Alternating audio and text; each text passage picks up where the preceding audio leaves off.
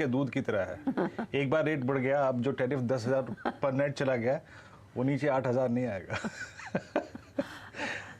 और वीरू, ये राहुल इसीलिए रिइटरेट कर रहे हैं क्योंकि वीरू बस रूम रेट्स देखते रहते हैं और प्लान छुट्टी का बनाते नहीं हैं।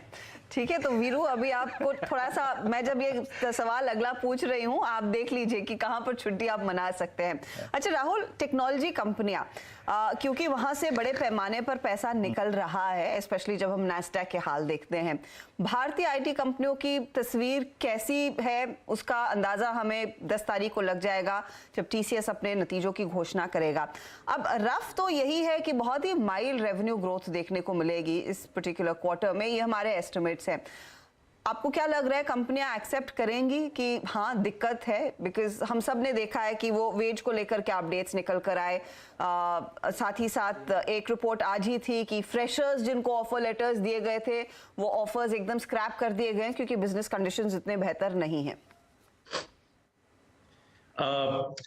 When COVID started, and I think अगर आप पूरा कोविड का एक 18 महीने का, पहले 18 महीने का पीरियड ले लें, तो आईटी कंपनीज बहुत रीरेट हो चुके थे। I think if I am not mistaken, persistent कुछ 6-7 गुना बढ़ चुका था, कोफोर्ज, जेएलटीआई वगैरह, ये बहुत ज्यादा चल चुके थे। तो ऑब्वियसली कहीं ना कहीं एक करेक्शन आना था। डिस्पाइट द करेक्शन, अगर आपने लॉस पे लिया था, you are still sitting on very handsome profits in the IT sector. आपका ऑब्जर्वेशन बिल्कुल सही है हर्षदा कि यूएस में रिसेशन होने वाला है। A bulk of the Indian IT companies are exposed predominantly to the US and Europe, and within that to BFSI. तो अगर वहां बैंकों में दिक्कत आ गई तो ऑब्वियसली यहाँ पे रेवेन्यू इंपैक्ट आएगा।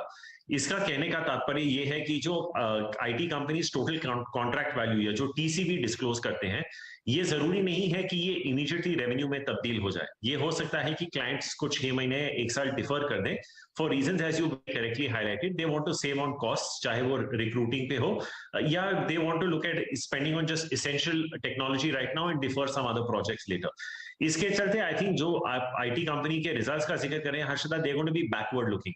तो आई थिंक अगर आपको 3-4-5% का भी क्यूओक्यू ग्रोथ मिल गया, these are going to be backward looking numbers. I think the more interesting thing will be कि इनको FY23 या कैलेंडर 23 की क्या विजिबिलिटी है और वहां तक वो कुछ गाइड कर पाते हैं कि नहीं। मुझे नहीं लगता कि वो एक बड़ा बेट लेंगे। I think this kind of commentary will probably be given out after the third quarter results, but एक झलक जरूर मिल जाएगी इस क्वार्टरली रिजल्ट्स में कि मैनेजमेंट की दिशा किस तरफ जा रही है। As a sector call, we would still recommend being underweight because अभी तक हमें पता नहीं है कि यूएस में हार्ड लैंडिंग होगी, सॉफ्ट लैंडिंग होगी, क्या स्थिति बनेगी वहां पे। क्योंकि जैसे आप जानते हैं हर्षदा, यूएस का जो इन्फ्लेशन है वो 50% हाउसिंग से आता है, और अगर वहां पे पूरी हाउसिंग मार्केट को आप क्रैश कर देंगे तो उसका डायरेक्ट इम्पैक्ट बैंकों पे ही आएगा वहां पे।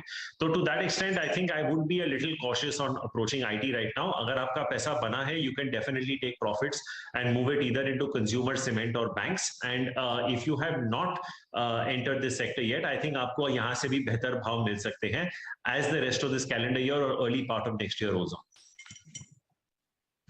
राहुल, बहुत बहुत शुक्रिया हमारे लिए समय निकालने के लिए। आपने साफ कह दिया है कि कहाँ पर एक्सपोजर रखना है, कहाँ से थोड़ा सा संभल कर चलना है।